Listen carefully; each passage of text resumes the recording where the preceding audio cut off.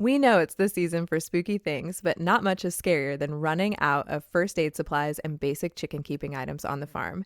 Henny and Rue is a great way to discover new products and stay stocked up on some of the everyday things you'll need as a chicken keeper. Henny and Rue is a monthly box put together by chicken keepers for chicken keepers and their flocks.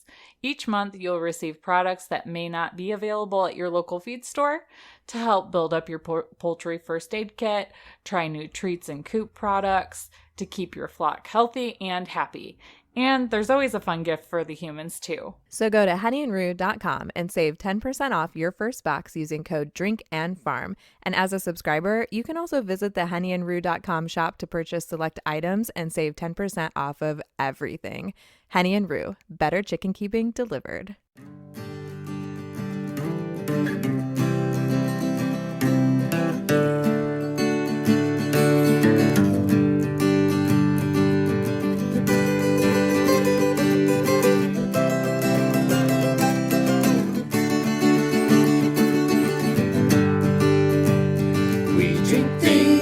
Farm things, we drink and farm things.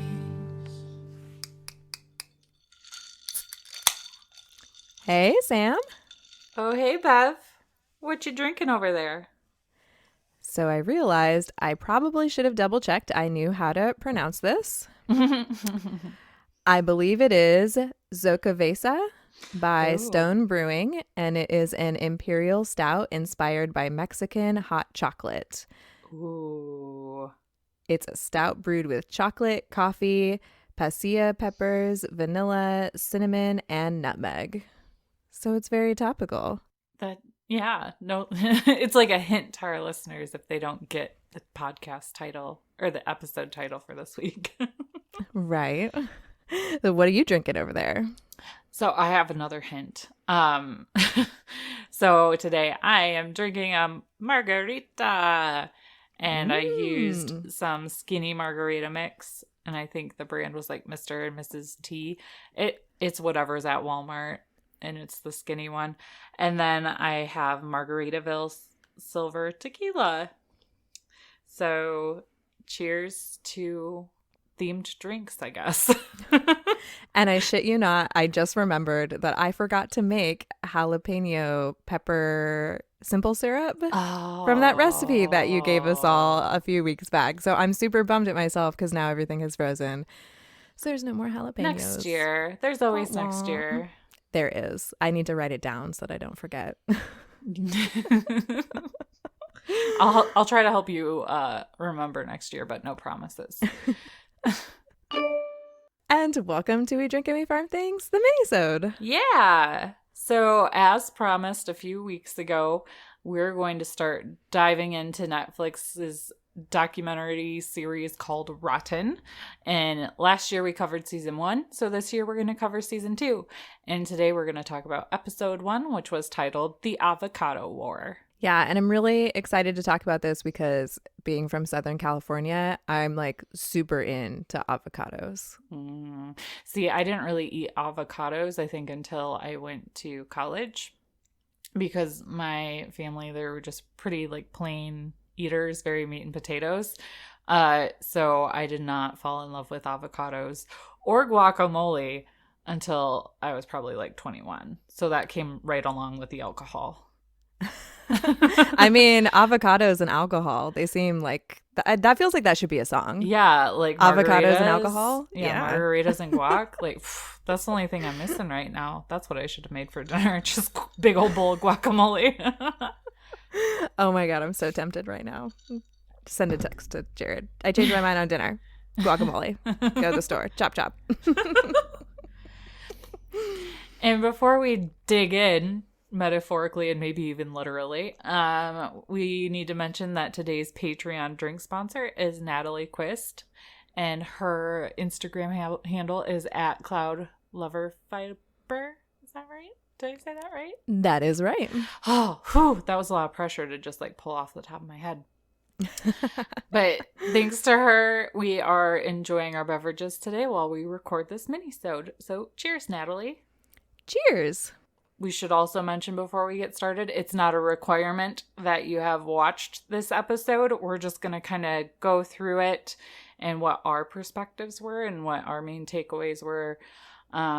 Because obviously everybody's going to watch it through a different lens. So my lens is obviously going to be different from Bev's. And if you're interested in chatting with us about what you did think if you watched it, head on over to our Facebook group, We Drink and We Farm Things, and feel free to start a post there or search for a post that might already be started to join in on the discussion. Yeah, that's going to be good.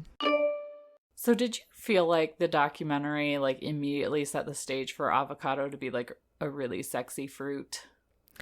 Yes. Yes, indeed. So it made me instantly like crave guacamole, kind of like I'm feeling again right now. And I mean, watching it without guacamole kind of felt wrong. But I also feel like if I had an avocado product in my hand, that would also feel wrong, if that makes sense.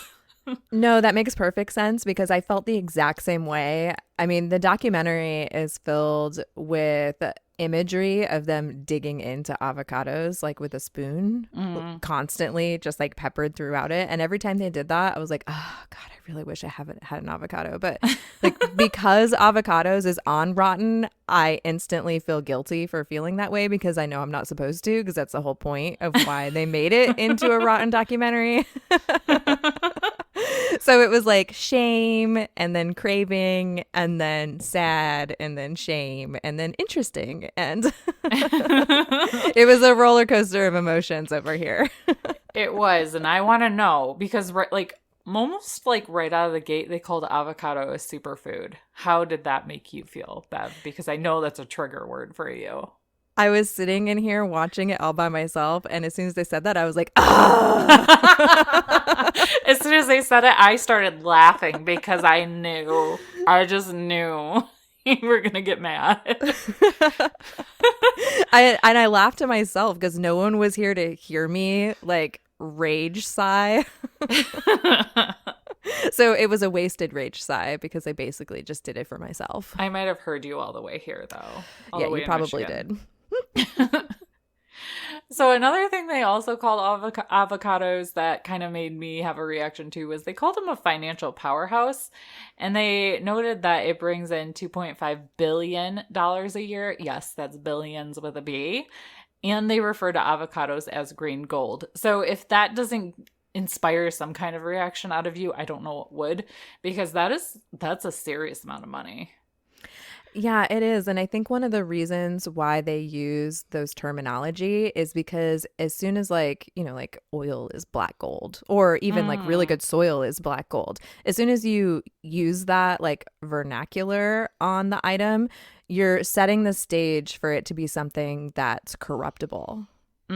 That's a really good point. And something else that they pointed out too, and this is actually later in the episode, but I pulled it up into this section because I thought it was another way to set the tone of the documentary. They pointed out that 6% of a year's consumption of avocado is eaten with chips during Super Bowl weekend. That is a lot of avocado consumption in probably like one day. Right. Well, and those have all got to be avocados from not the United States because they would not be in season in February, because that's when the Super Bowl usually is, right? Yeah, it's usually like one of the first weeks in February. So even in California, it's a little too cold. And we'll talk about like the tolerance of avocados in weather in a little bit. But that's a really good point. They would most likely come from one of the other places in the documentary, like Mexico or Chile. Yep.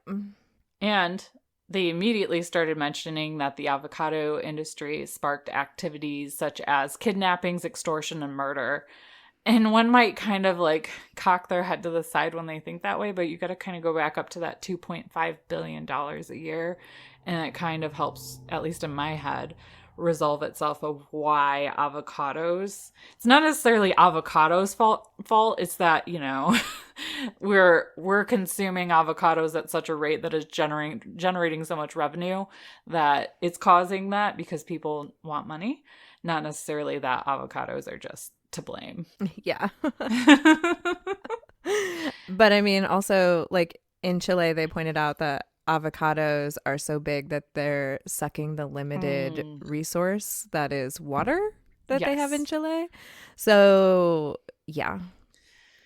Yes, indeed. And that was just the intro, guys, which is exactly why I'm drinking a margarita today, because I felt like instead of guac, I needed a margarita by that point, because that was pretty heavy, like 5 minutes in.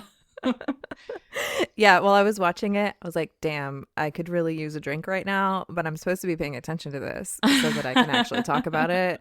So I will refrain. But when you drink, listener, you should have a beer in hand or a margarita or your poison of choice. Or the water out of your tap that you can freely enjoy, because avocados are probably not sucking your water source dry unless you're living in Chile. Then it probably totally is. Yeah. So speaking of Chile, that's kind of where this episode starts off. That we're in Petroca province. Is that how you say it? I watched this a couple weeks ago, so I don't remember how to pronounce anything. Bev, do you remember? So pretty much everything that we say is going to have our white girl accent added to it. Yeah. Because and that's okay. Yeah, it is. It's totally okay. Like, I'm sure it's something like Petroca, or like there's no accents on it, or at least there aren't in our show notes, but that doesn't mean that they don't belong there. That means Sam was lazy. But yeah, no, I think people can figure out where that is with a quick Google search with that description. So as they're setting the scene in Chile, they're telling us all about how water is brought in by truck for washing, cooking, and drinking. So until 2008, water used to come from a local spring or a canal. And then central Chile started going through a drought, but that's not exactly what stole the water. And I wrote a note that said, blame it on the avocados, because I was trying to be funny. So they described the avocado craze as a worldwide feeding frenzy. And then I got a little confused because we jumped over to California, but we'll be back to Chile, so don't worry, guys. But now we're in California, because avocados thrive in California's weather. They like 72 degrees, they like humid weather, and they'll be severely damaged when temps drop down to 30 degrees, which is why we were saying, like, in February when there's a Super Bowl, most likely those avocados are coming from south of the border, because California might be able to be okay with that kind of weather, depending on, like, what region the avocados are being grown. The documentary said like around like 90 to 95% of avocados consumed are grown in California. And when we say consumed, that's consumed in the US, not in the world. And I really appreciate that they like cut to really digging into a bit of history of avocado, because apparently the name was originally alligator pear, but farmers did not like that name. So they called the fruit avocado. And I kind of did like a double take, because apparently the word avocado is derived from an Aztec word for testicle. And I'm like, is that really better? And is that real? So like I paused it and yep, I Googled it. And according to businessinsider.com, avocado does mean testicle. When the Aztecs discovered the avocado in 500 BC, they named it a word that I'm not even going to try to say, which translates to testicle. And it's likely because of the texture, shape, and size of the fruit, as well as the fact that they grow in pairs. Which, if the Aztecs had testicles the size of avocados, I'd be really worried. Well, so hold on for a second. We have to appreciate the fact that ancient Aztecs had the same sense of humor we do. Or that they were already making size jokes back in 500 BC. Oh my gosh. Sorry, Mom. We went there. Yep. Now, keep in mind, avocados have like different varieties and they're different shapes and sizes. But all I think are grown in pairs. So like the Hass avocado is considered like the king of avocado due to the convenient size and durability in shipping. So the overall view of the avocado in this documentary, they were like worshiping the Haas avocado. And that's the one they kind of show us and refer to. And that's usually what I think I buy at the store. So it's relatable. Yeah, I think that that's what's available at like your local grocery store for the most part.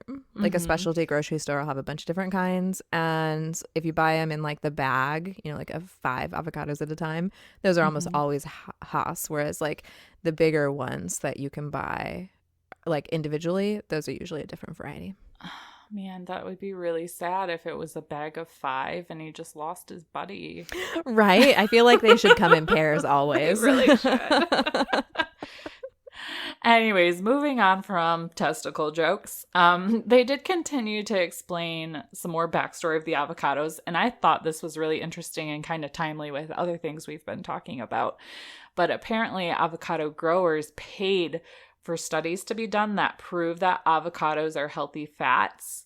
And they were making these really sexy commercials and marketing the shit out of avocados in the 70s, which propelled the revenue to be like quadrupled in the avocado industry.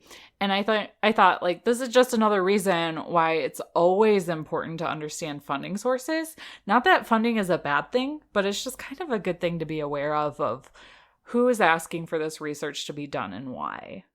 Not that it's not true that avocados aren't a good fat, but it definitely helped propel the industry in a way that had some serious consequences that I don't think anybody was thinking of at the time. Yeah, for sure. Just because you can doesn't mean you should. And I'm pretty sure that's a line in Jurassic Park, so you're welcome. It is. I say it at work a lot, too. But there they are in California, living it up, making money. And then the U.S. government, you know, was protecting these farmers and weren't letting avocados from Mexico in until NAFTA. Dun, dun, dun. I wasn't sure if there would be a reaction or not. I'm sure somebody had a reaction. Okay. It just wasn't you. You were drinking. Apparently it just wasn't me. Yeah, I was like mid-sip. I was like, oh, well, I can't make a noise now. So if you need a mini refresher on NAFTA, according to cbp.gov, the North American Free Trade Agreement, or NAFTA, was established to create a free trade zone in North America. It was signed in 1992 by Canada, Mexico, and the United States, and took effect on January 1st, 1994. NAFTA immediately lifted tariffs on the majority of goods produced by the signatory nations.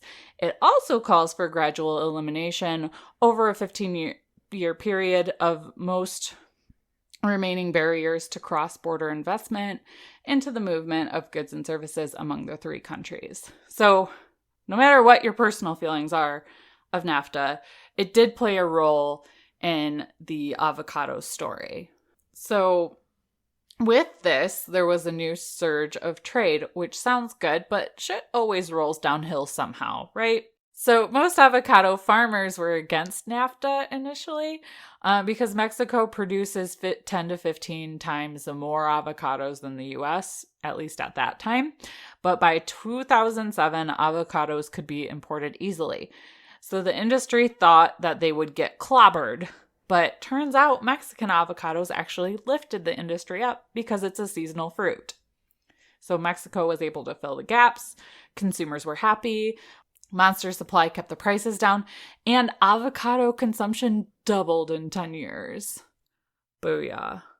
That's pretty awesome. And I found this little bit extra interesting because there's this podcast I listen to. It's called Hidden Brain. I'll link to it in the show notes if anybody else wants to check it out. But before I watched this episode, I had literally just listened to an episode of Hidden Brain where they talked about how as humans, like our brains aren't very good at like making decisions based on projecting what we think is going to happen. Like when we're given 2 choices, our brains will kind of try to like project out both choices. And it turns out that they're just really not very good at that. So naturally farmers, you know, they were projecting out and they're like, Mexico's going to clobber us with this. Like there's no way we can keep up with production. So they're totally going to take over the market. But their brain didn't recognize that missing piece, that avocados can come from Mexico year round. So that could become a boon to the industry, and it did.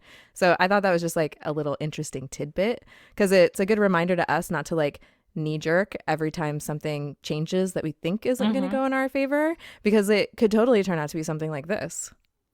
Right. But let's keep in mind, too, that this documentary said most farmers were against it, but that could have been a really biased or sweeping generalization, too. I'd be interested in maybe not being a half margarita deep and maybe digging into if people were really scared of it or not. And, you know, NAFTA kind of sounds like a big old hero with the avocado movement until you realize how messy it actually is. So it fixed the potential problem of prices going up, the seasonal fruit part, but we're going to start getting into some of that murdery stuff we mentioned, which all started happening right around that 2006, 2007 and beyond timeline of when it went like gangbusters. So it had a different effect than clobbering the farmers. Yeah. Well, maybe it did clobber the farmers in a different way, which is a really bad, morbid joke that you guys will get shortly. Yeah. Well, and it didn't have a detrimental effect on U.S. farmers. Well, we'll get back to that in a little bit when you go on your little fishy rant. Right, my fish rant. But it didn't have the bad effect as like putting them out of business because of Mexico sending their alligator pears in. Right. Their alligator testicles. Can we just call them that? Ooh, I like that. Okay, so now we're going to go to...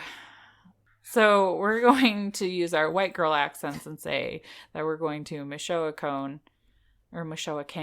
Mexico. And this was actually the first Mexican state that could pass sanitation rules for importing avocados to the U.S., but it's also on the U.S. government's list of places you shouldn't visit because it's so violent. So probably don't want to take a family vacation there anytime soon, no matter how much you love avocados. Right. I mean, yeah, that seems reasonable. Yeah. So 1 out of 5 jobs are related to avocados and produces 1.6 million tons of avocados a year in this region, which is a pretty big number. Yes. And with that number and, you know, a lot of profit coming in, that means that Mexican organized crime came back with a vengeance. Well, maybe not really came back, but started having a different MO for their crime. They diversified. Yes, they did. They saw an opportunity and they seized it. Yes. Because it turns out that drug cartels were actually breaking down when NAFTA went through. So like a lot of the really bad drug crime from the 80s and early 90s was starting to dissipate a bit. And then they gained some additional steam once they recognized the opportunity that was available to them within the avocado industry. Right. So the documentary started off talking about the Gulf cartel, and they were really originally all about the drugs, bribing important people, but they would leave citizens alone. And then they also start talking about this other cartel called Los Zetas, and they were real big into extortion and kidnapping. And they actually bribed people to get addresses of the most successful avocado farmers. So this was like a little splinter group from the Gulf cartel that started to, as Bev said, diversify. Yeah, and what was really interesting about the Los Zetas is that they were actually originally part of the Mexican military. And they were able to be brought over to the cartels because they were promising them more money and better working conditions than the Mexican government could. Yeah. That one really like stuck out at me during the documentary. Yeah. But yeah, 25 acres of avocado farm can gross $100,000 a year, which is a lot of money. Yes. And most farms turn out to actually be on the smaller side like this. And it goes into this guy's story. He got kidnapped his first week of avocado farming. And he was actually farming for someone else at the time. and he was kidnapped for 9 days until the kidnappers got their ransom money. And that story was very moving, so make sure you take the time to really pay attention to that, because I kind of had a hard time following it with the subtitles and trying to type, that I had to like rewind it a couple of times. But it was a really interesting story. And the Mexican president in 2006 decided he wanted to crack down on cartels, but those cartels just, as we mentioned, splintered into smaller cartels. So there's another cartel called La Familia Michoacana, and they were like a nationalist revolt. So we touched on that for a little bit in the documentary, and then they kind of jumped to 2009, where $150 million a year was reported that like that's how much the gangs were stealing. And farmers had to pay the gangs in order to keep working and stay alive. So it was like this really odd, vicious cycle that was happening. Yeah. And then a new gang came to town called the Knights of Templar, which just feels very like Illuminati to me. I don't know. And it's not very original, guys. Like, come on. And they were busy extorting money because they wanted to control the market. They were burning warehouses and trucks. They were setting quotas for farmers. And they were called the OPEC of avocados. Yeah, so I had to Google, like, I know in theory what OPEC means, but I kind of had to, like, look it up. And thank you, Wikipedia, for reminding me that it stands for the Organization of Petroleum Exporting Countries. And it's an intergovernmental organization of 14 nations founded on September 14th, 1960 in Baghdad. By the first 5 members, and then headquartered in 1965 in Vienna, Austria. So basically they're like really regulating the crap out of avocados, but with a touch of crime in there as well.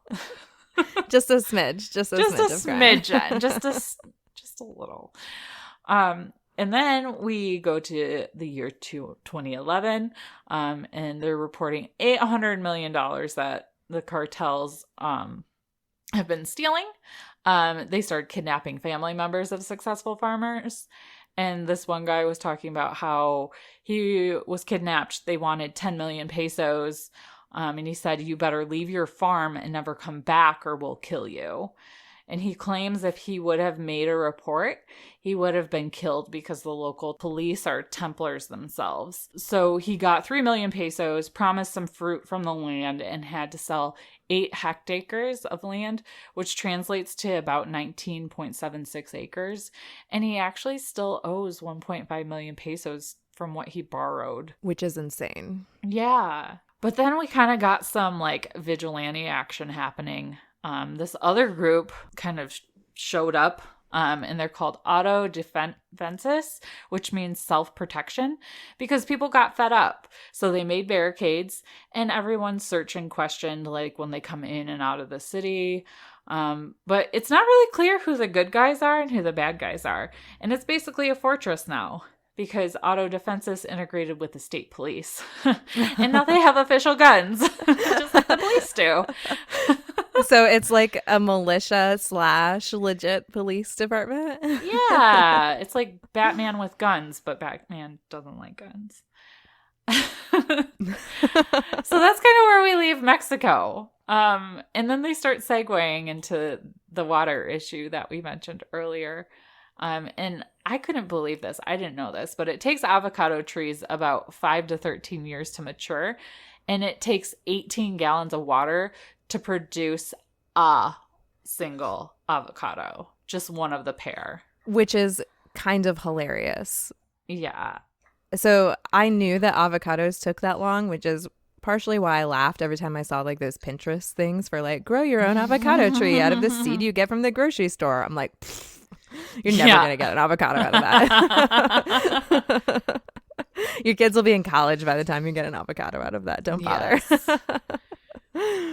I mean, and that 18 gallons of water, like a lot of that I think is supposed to come from rainfall, you know, like rivers and natural streams, some springs under the ground. Yeah, it's not like they're taking 18 gallons of water out of the tap. Right. What they are doing is creating rainwater collection systems.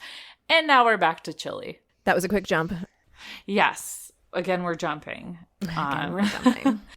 But I really liked this part of the story because this is the part with Zoila, the old lady from Chile. And she talked about, like, she kind of walked us through, like, when water was privatized in Chile in 1981. And there was that other activist that was up on the screen, too, that kept talking. And she'd, like, kind of pop in as well to give us, like, some of the real numbers while Zoila was giving us her story. And she said that the reason why they privatized water in Chile was because they were trying to make it more efficient, but there was no oversight from the government. So basically, like, wealthy people got to snap it all up real fast. I mean, AKA greedy people. I mean, all wealthy people aren't greedy people, but you know. We don't like to do sweeping generalizations.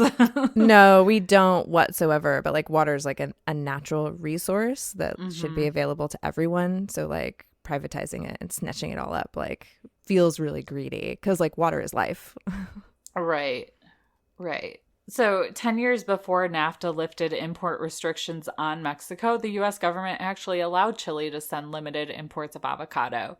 And it's important to note that avocados are not native to Chile, but the geography is ideal and the fruit has remained disease-free in that area, which is kind of a fun fact. If growers wanted more water, they had access to, they would have to get sneaky in a way. A lot of shady underground channels were found, and this fueled avocado growth from 50,000 metric tons to 250,000 metric tons in only 10 years. Which you gotta know, like, common sense just kind of tells me that that's going to be really hard on the natural resources like water and soil. But, when you're seeing grain, like dollar bills, y'all, I can imagine you kind of forget that piece. This totally reminds me of what happens like in the desert in Southern California and in Arizona and Nevada, like all of the giant sprawling suburbs in areas where they don't have a lot of access to water. Like, this is kind of how those water issues start. Like, that it's really limited in that area, but you continue to put down houses and plant grass and trees and things that require water, but there's no real good plan to get the water there long term and keep it sustainable, I guess. Right. Exactly. It's like, again, just because you can doesn't mean you should. They just aren't very good at like foreshadowing or forecasting, I guess is a better word. Just planning, it sounds like. They're not looking at the big picture. And we're not water experts by any means. No, but we do like to have common sense. So sometimes having that and being outside of it, like we're outside of that. We're not the people that are making those plans. They might have completely different reasons for what they're doing that we just aren't aware of. In fact, that's probably exactly what it is. But from where I'm sitting, it just seems silly. Well, and like from where we're sitting too, like it's really easy to be on the other side of something bad that's happened and been like, what the hell were you guys thinking? Idiots. Like, clearly this wasn't going to work out well. Right. Hindsight 2020. Yes. So, as you can expect, the rivers dried up in Chile. Poor people don't have access to the water. Only the rich people do. And cut to Pedro. His water has dried up. So he started digging wells. And he showed one that was 14 meters deep. And he said in 20 days, it'll be dried up. And he cannot afford to keep digging for his water. And my heart really hurt for this dude. Like, I got kind of teary because his land is dried up. He put so much love into his land. And since he's a small producer, his dreams just kind of died. And watching him snap those branches off of the dead trees, that was really hard because he's just like, he's walking up to it and he's like, yeah, like this used to be an orchard and now like this is what it is. And he's just like snapping all these branches off it. I'm like, oh, ow, that hurts. Stop. He's stabbing us in the heart with the branches.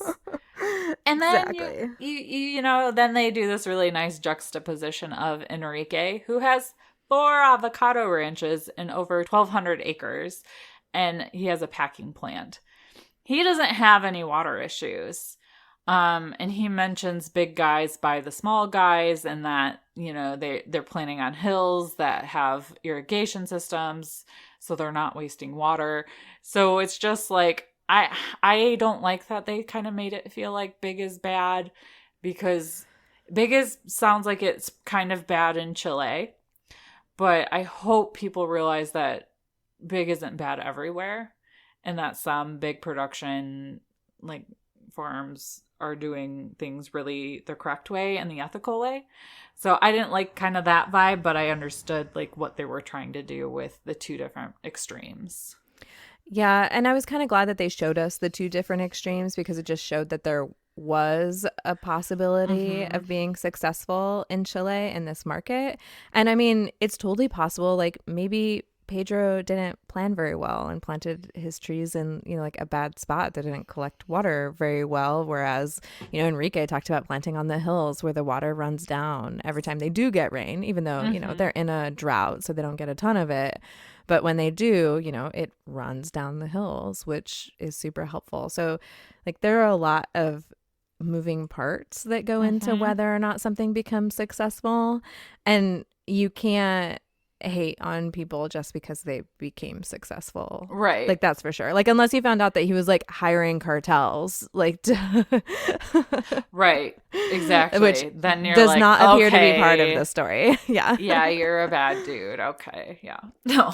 Yeah, there was no mention of that. So he was just one of the people that was able to buy the water while it was still available, is what it seems. Mm. And he also was pretty uh what's what I'm looking for. He planned really well where he was Mm-hmm. putting his orchards at. So, you know.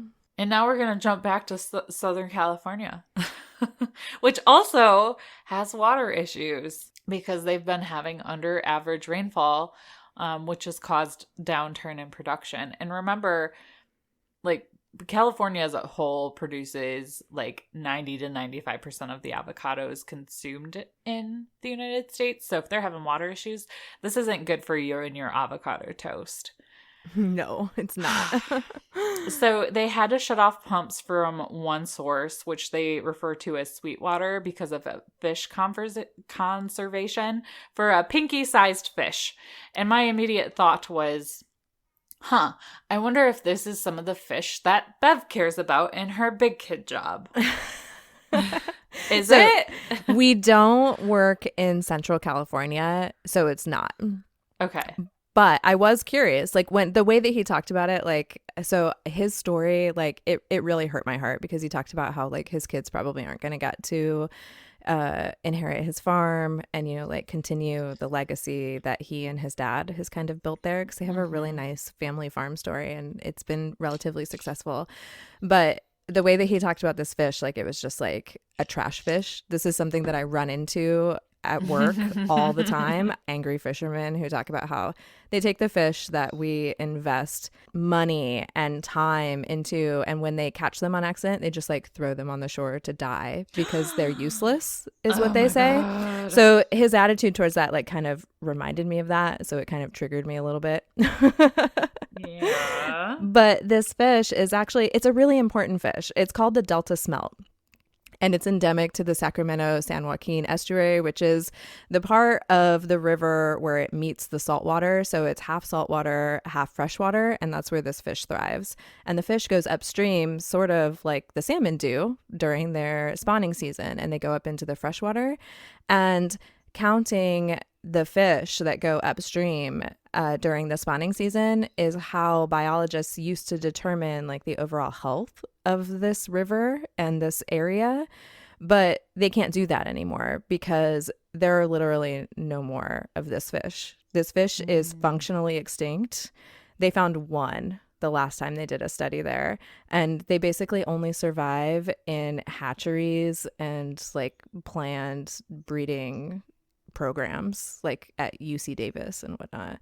But yeah, they're pretty much extinct out of there. So Is Bev off her smelt soapbox now?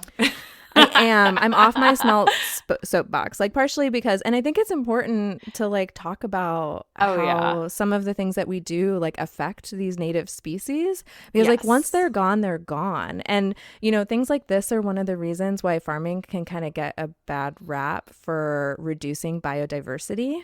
Mm-hmm. I mean, I know that they don't appear to have any like functional purpose. Right. From the outside, but like that species is something that existed in the ecosystem. So they play a part, even if we don't understand what it is. Right. And I kind of like sit back and think of his perspective, and basically like a pinky-sized fish is ruining his life. So even if he does understand its function, it's still gotta kind of hurt. You know what I mean? It's not the pinky-sized fish's fault that California is in a drought. There are a lot of reasons why California has issues with water, and it's not because of the fish. Right. It kind of goes back to him just not understanding the bigger... Well, I shouldn't assume he doesn't understand the bigger picture, but maybe he doesn't.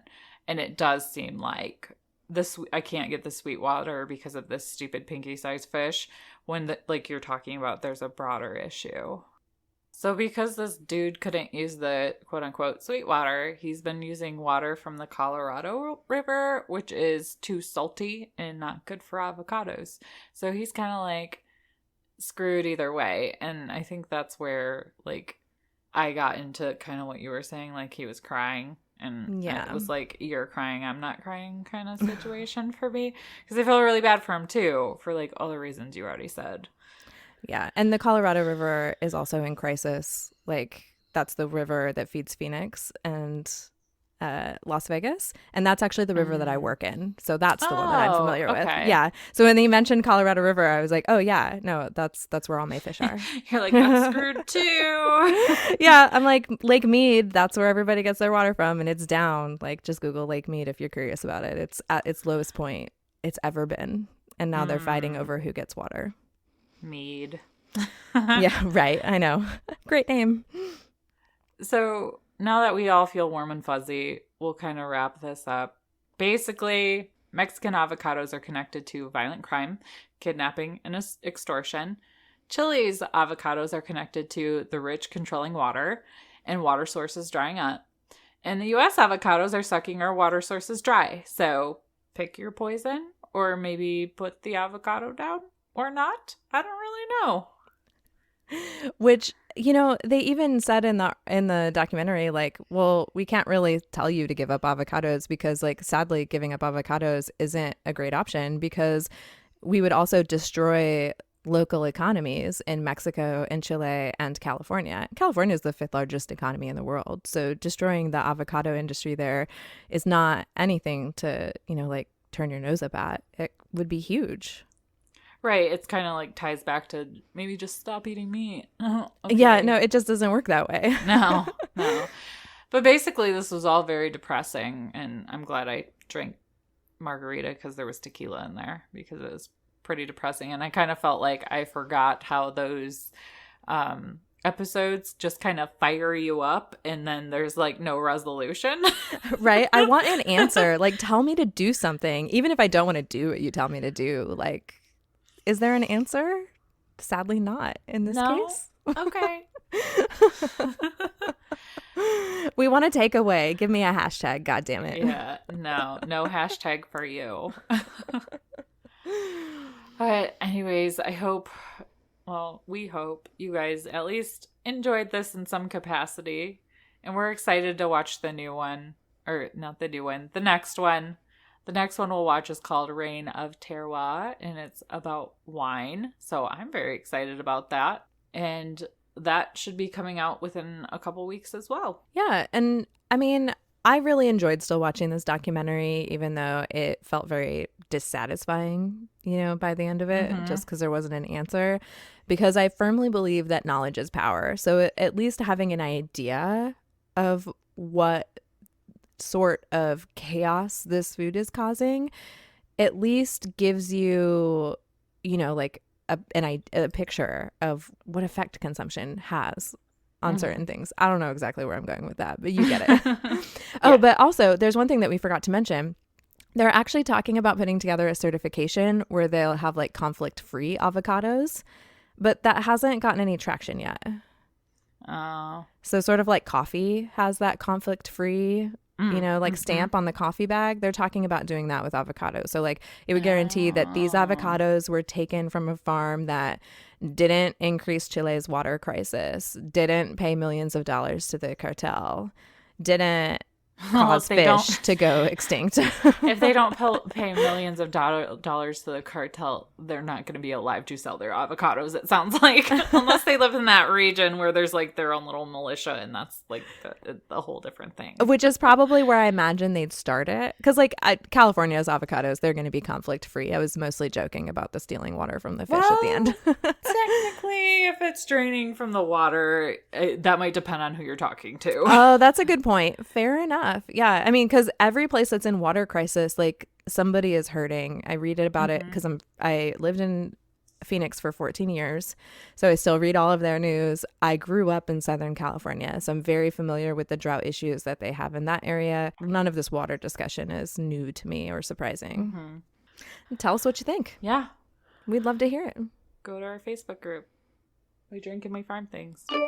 Before we wrap up, we just want to remind you to make sure you rate and review us on iTunes or Apple Podcast. If you don't have an Apple product, you can download iTunes to your laptop and leave a review that way, because we'll take a review each week. We'll read it, and at the end of the month, we'll put it put your names into a hat and draw that one out, and they'll get an exclusive coffee mug that is not and will never be in our shop. So make sure you leave your Instagram handle or some way for us to reach out to you if you do win, so you can take advantage of that. So be sure and hit the subscribe button and download the episode when you listen, because this helps more people like you find our podcast. And do us a favor and share this episode over on Instagram in your stories and tag at Drink and Farm. And we'll send you a promo code for just this episode and give you a percentage off in our drinkandfarm.com shop. And make sure you take a look at the show notes to find links to all the articles we discussed and a survey to tell us how we're doing, all of our social media goodness, and our merch shops. Yeah. And until next time, drink, farm, and give zero clucks. Bye, guys. Bye. We drink things, we farm things, we drink and farm